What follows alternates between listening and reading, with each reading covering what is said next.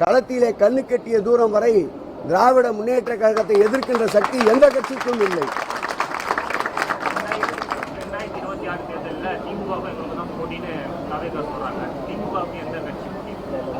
பழுத்த மரம் திராவிட முன்னேற்ற கழகம் என்பது இதிலிருந்து தெரிகிறது. தமிழகத்திலே இருக்கின்ற அத்தனை கட்சிகளும் போட்டி யாரோடு என்று கேட்டால் திராவிட முன்னேற்ற கழகத்தோடு தான் என்று சொல்லுகிறார்கள். ஆகவே திராவிட முன்னேற்ற கழகம்தான் இன்றைக்கு பூத்து குலுங்குகின்ற பூஞ்சோலையாக, காய்த்து கனிந்திருக்கின்ற கனிகளாக, அனைவர் கண்ணிலும் பட்டு கொண்டிருக்கின்ற மக்கள் செல்வாக்கு மிக்க ஒரு இயக்கத்தை தான் போட்டிக்கு அழைத்தால் அடுத்தடுத்த இடங்களாவது கிடைக்குமே என்பதால் கூறுகின்ற வார்த்தைகள் இது.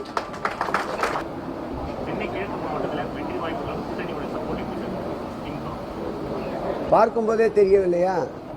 இன்னும் ஒரு சில கட்சிகளுடைய கூட்டணி பேச்சுவார்த்தை நடந்து கொண்டே இருக்கின்றது. ஆனால் பெருத்த நம்பிக்கையோடு இந்த ஜனநாயக முற்போக்கு கூட்டணி, மாண்புமிகு தமிழக முதல்வர் 2017 அமைத்த இந்த கூட்டணி தொடர்ந்து ஒருமித்து ஒரே கப்பலில் பயணித்துக் கொண்டிருக்கின்றது. இது உறுதியான கூட்டணி, இது எஃகு கூட்டணி, யாரும் தாக்கி தகத்தெறிய முடியாத வலுவுள்ள கூட்டணி. இந்த கூட்டணி களத்திலே நிற்கும். 234 தொகுதியிலும் திராவிட முன்னேற்ற கழக தலைமையிலான கூட்டணி வெல்லும்.